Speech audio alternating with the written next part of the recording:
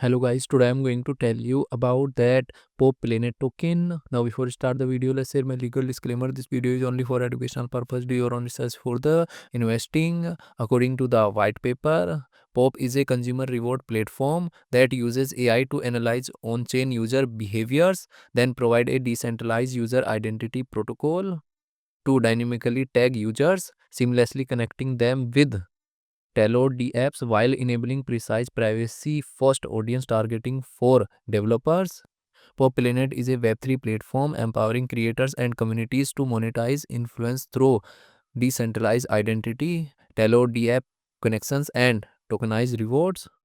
PopPlanet token total supply is 1 billion and circulating supply is around 140 million P token. P token is listed on Binance Alpha, Gate.io, KuCoin, and other exchanges.